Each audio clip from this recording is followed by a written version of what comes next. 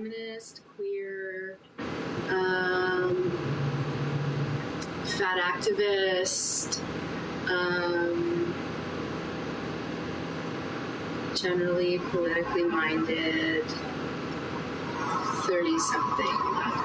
Okay.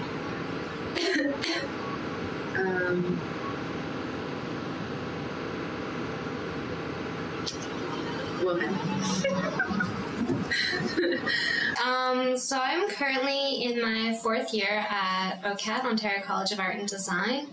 My major is photography, and my work deals with issues of queer representation of women and their bodies.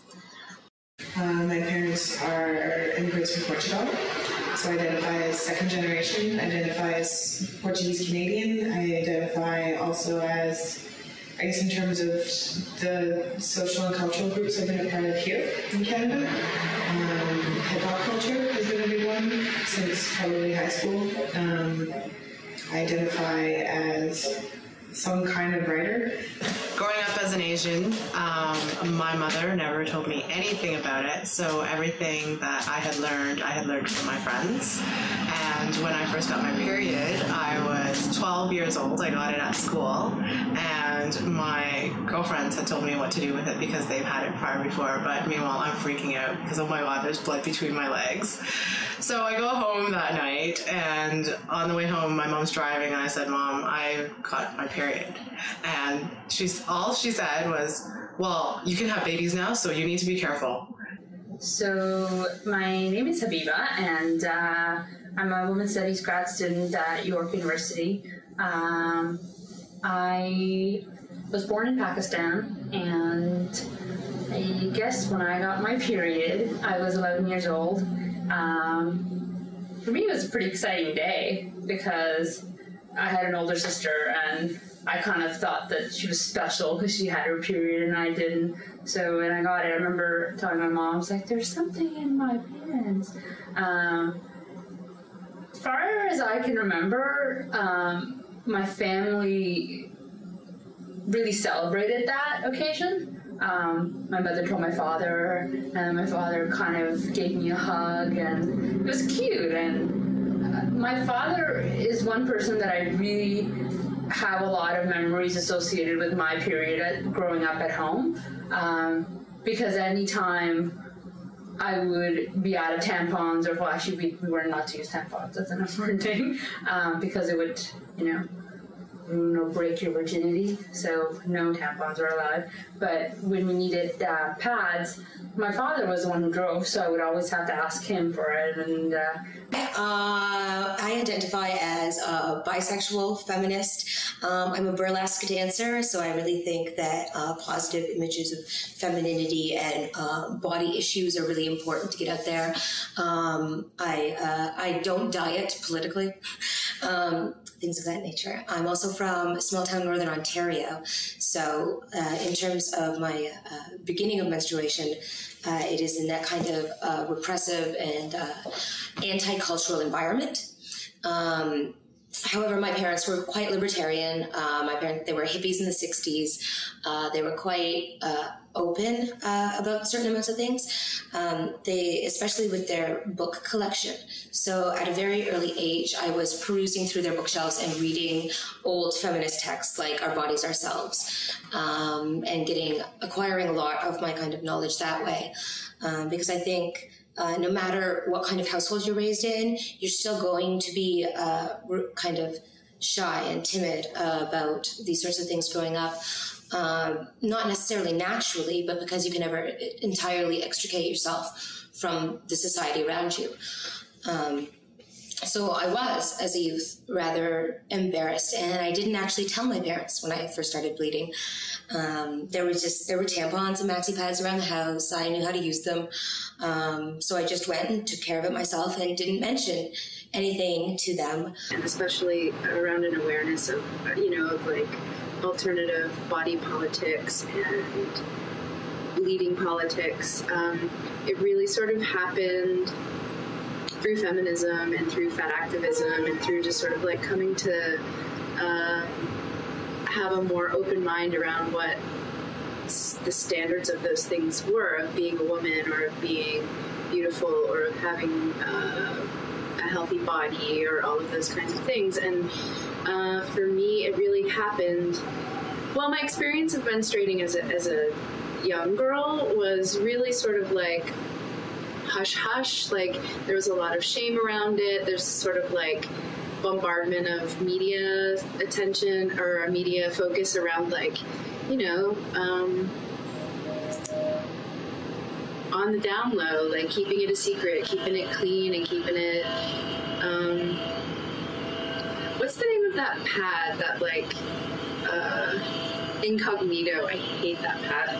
There's a menstrual product called Incognito, which I totally despise, because it epitomizes that whole idea of shame and secrecy and all of that. And, like, not that my mother taught me to be ashamed of menstruating at all. It was more just like, I think that feeling was around me, and my friends and I didn't really talk about getting our periods, and I was even embarrassed to talk to my mom about periods. You know, she would sort of hand me the info or mention it in passing, but it didn't have this, like, air of openness to it. So it was this sort of thing of shame. And I think it wasn't until I was really becoming a feminist that I started to re-look at a lot of things, but menstruation and bleeding and periods. And I remember when I got my period, I was one of the first girls in school. I believe it was grade...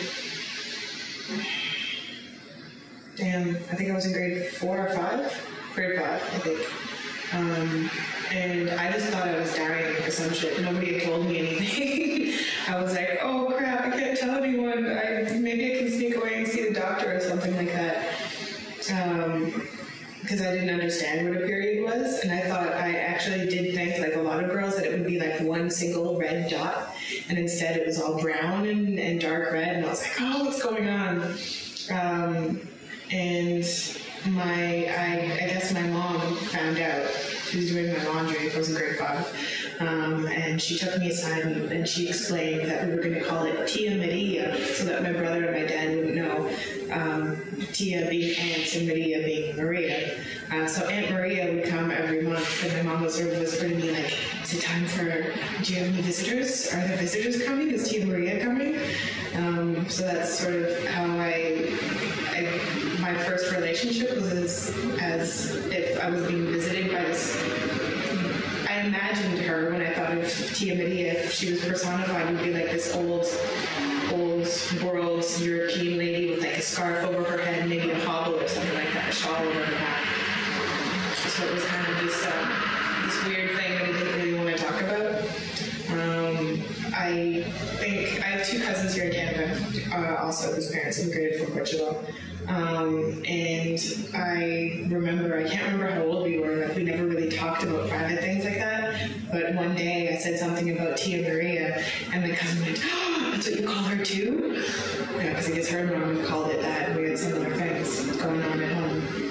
I mean, they're accepting that, you know, on the days that I have my period, that, okay, there'll be tampons in the garbage that they might see, or blood somewhere on a towel, or blood on my underwear.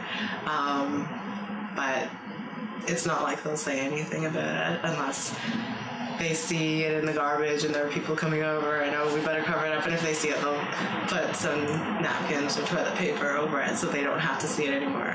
It's funny because my boyfriend does the laundry, and I'll purposely leave my bloody underwear in there for him as a present, and he has nothing to say about it, just seeing his reaction. Growing up, it wasn't like my mom taught me to be ashamed about it, but it wasn't a rejoicement every time it came.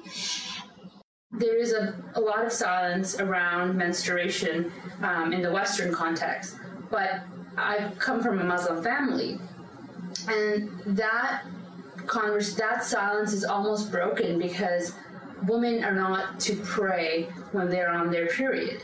So it wouldn't be kept a secret. If you're not praying, everybody in the family knows you're not praying.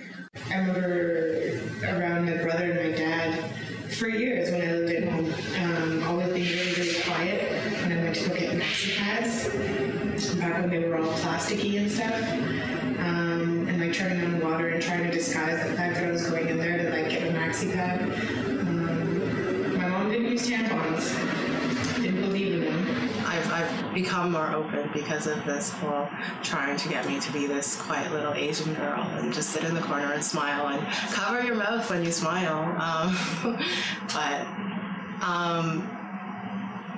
I think it has a whole lot to do with the culture that I'm in also, and how everything is shown to us but not really. Only parts of it are explained. Even in high school when we were separated in gym class and phys ed class and talking about sex ed, we were taught how to roll a condom onto a banana, but we weren't really taught about menstruation and how to put tampons on or pads. We didn't teach it. They just didn't teach it. And we were taught body parts. We were given this chart of like a nude woman and her body parts, and we had to label it, but they didn't really go into that much of depth for us. And I think it's just been this huge, I guess, black hole that nobody has ventured into, and I think we need to venture into it. I remember really wanting my period so badly because my best friend, who was 1.5 years older than me, got hers about 4 months before me, and I was really jealous because it was like a rite of passage that I was denied access to. And then when I got it, I really didn't want it because I realized it was really annoying. Now, of course, I'm not quiet about it at all. Now, I like to tell people when I'm on my period because I think it matters.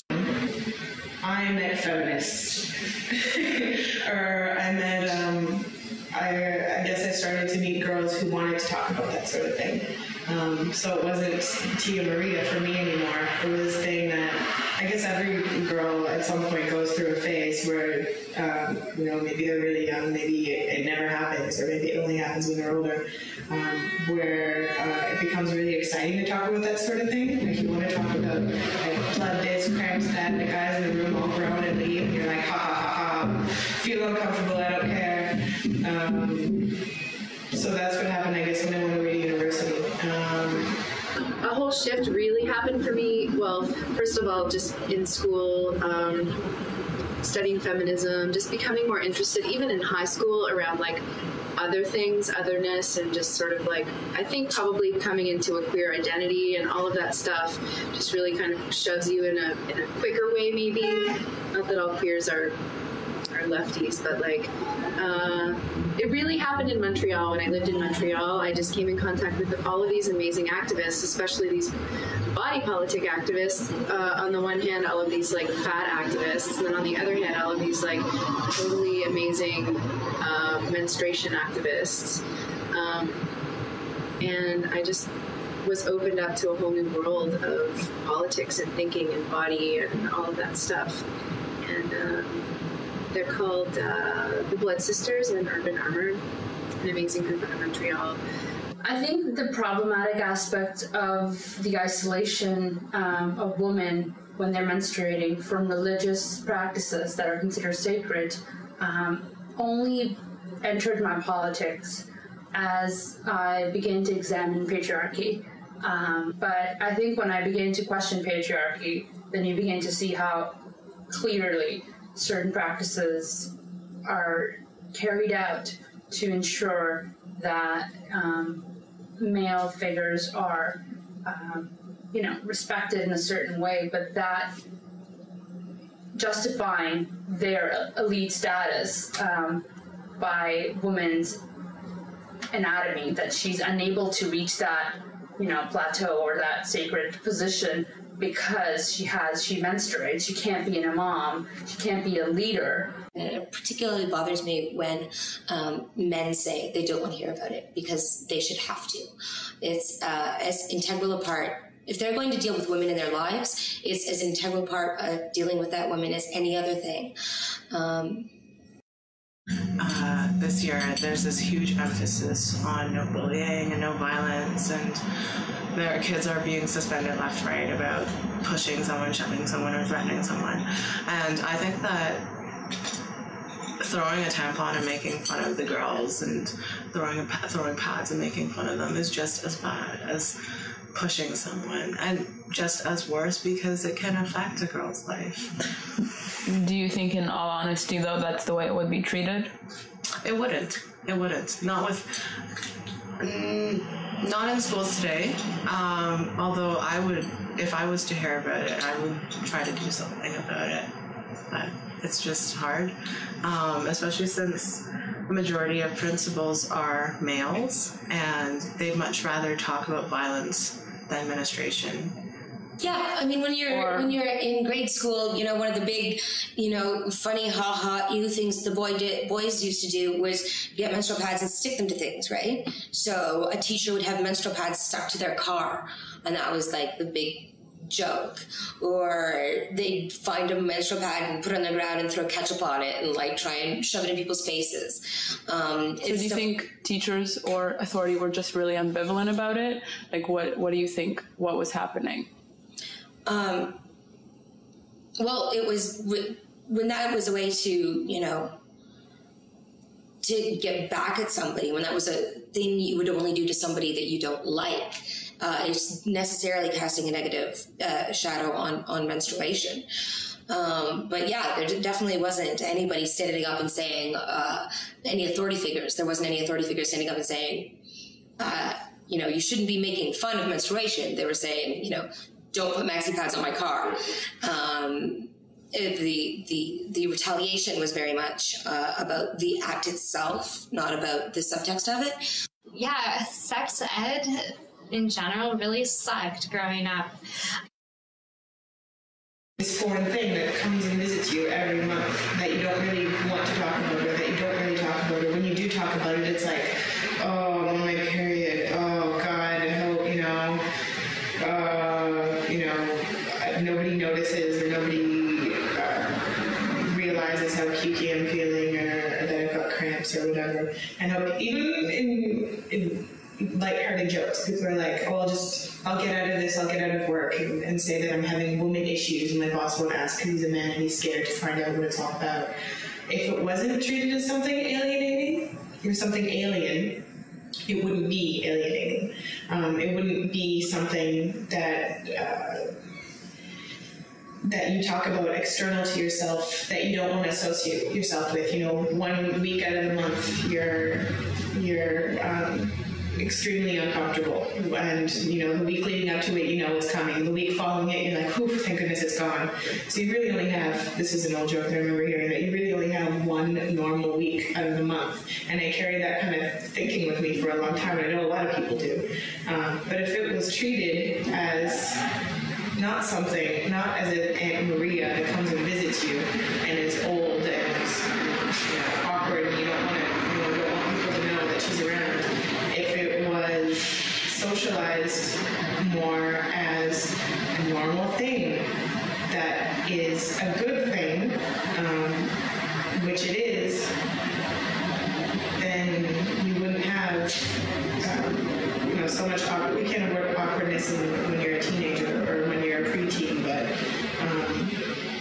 it would avoid a lot of, well, for one thing, maxi pad and tampon commercials would be a hell of a lot smarter.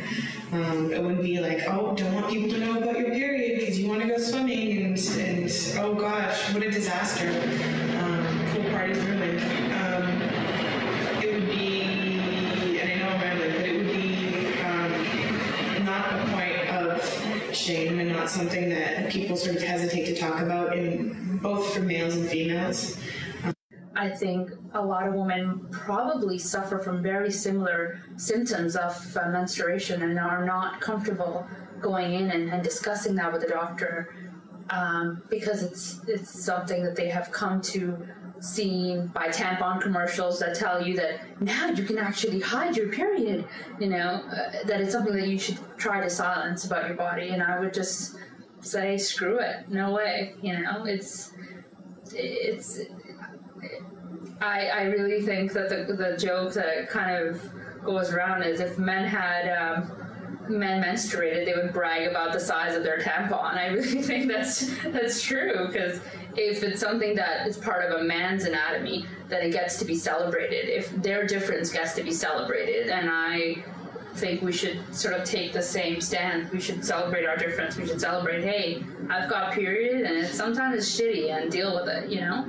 Just talk about the sort of menstruation industry, the medical industry around all of that stuff, and the kind of evilness of products. And I stopped using all of that kind of thing back then. That was probably like at least 10 years ago.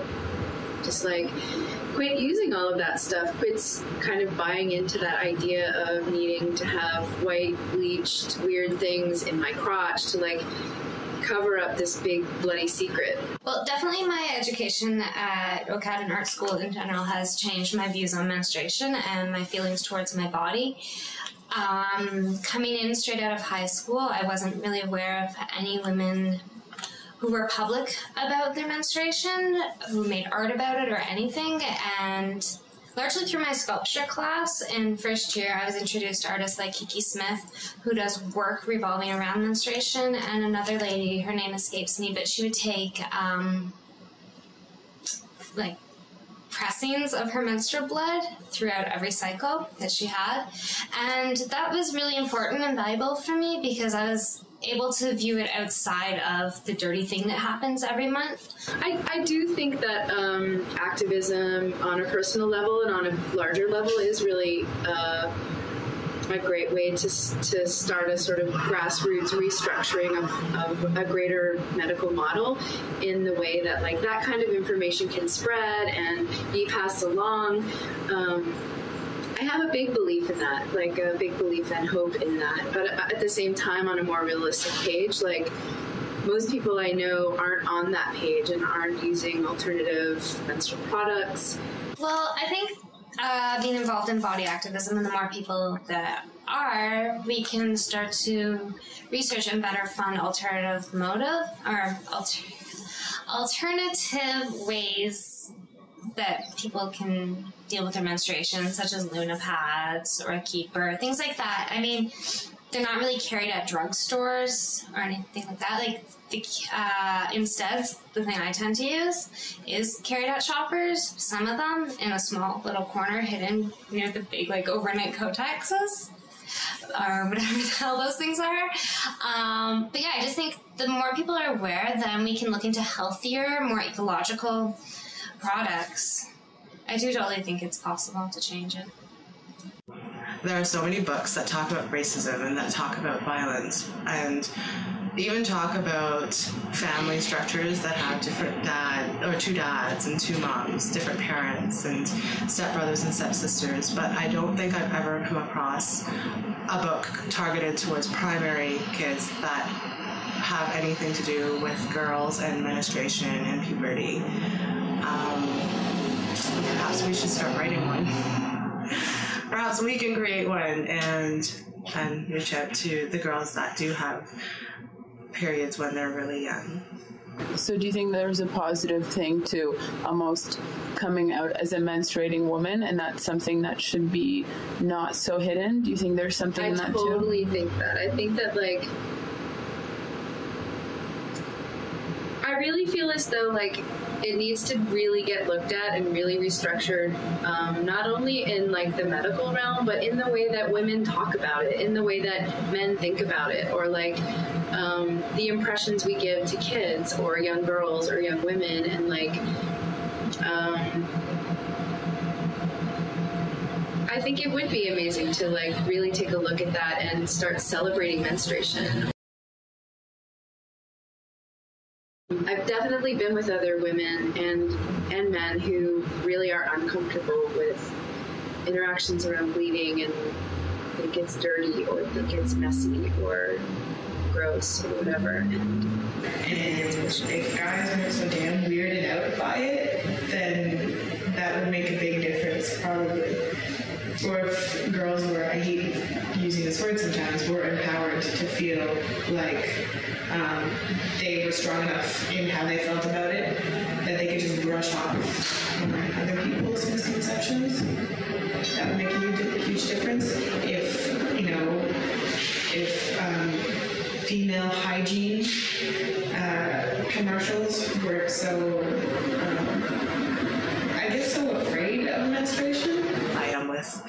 fiance who is European, who is horrified at the sight of blood on his penis, and who doesn't enjoy having sex when I'm on my period, or doing anything sexual unless you can't see the blood. So I think it's not even the idea of, oh, she's on her period, but it's just, oh, the blood is there, and if I see it, then it's just, I'll get soft, and that whole...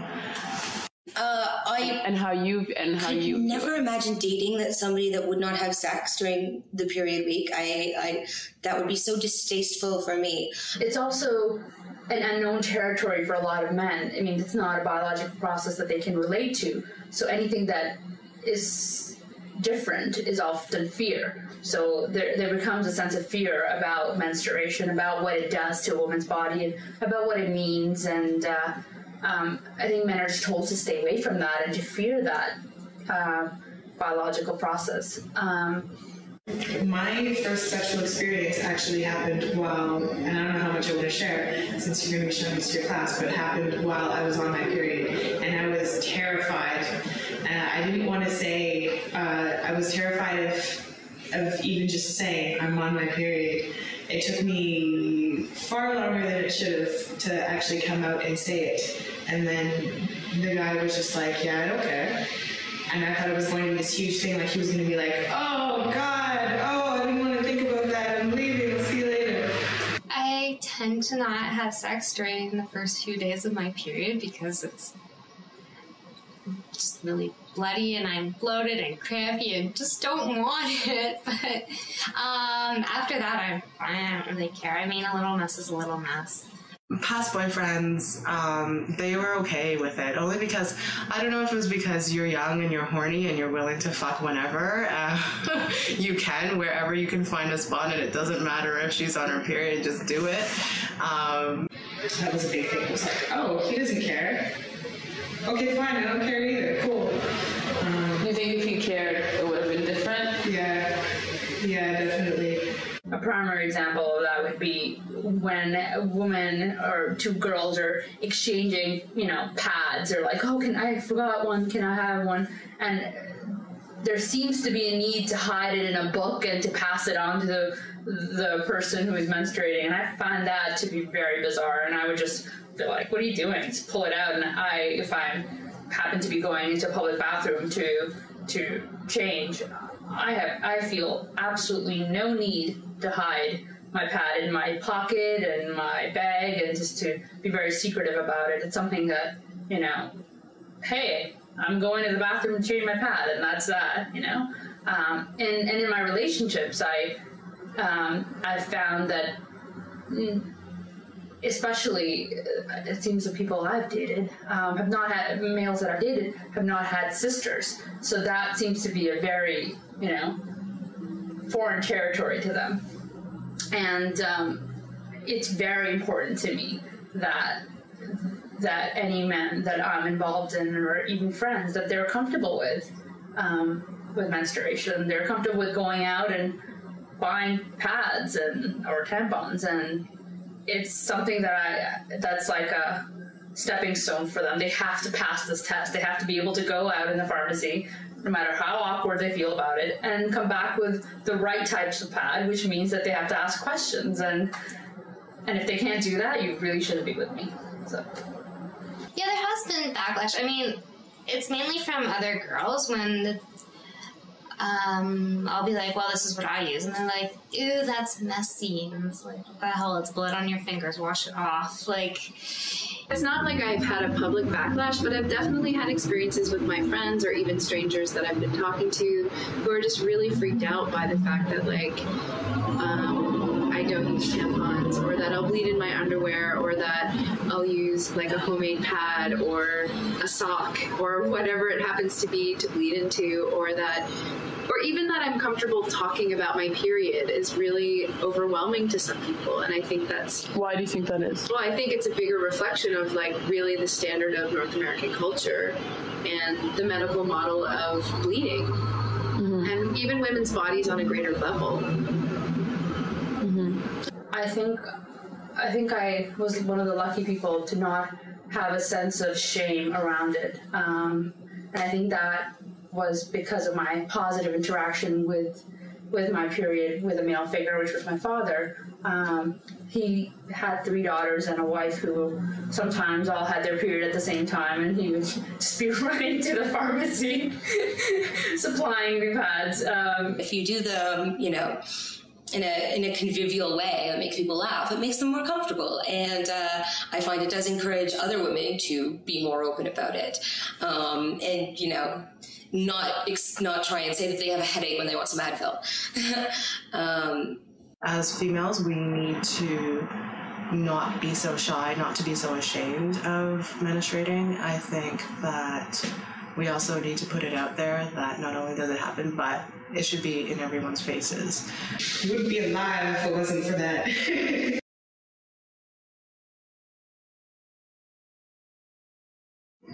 I still go for Are You There, God? It's me, Margaret. Like, I think that is the best book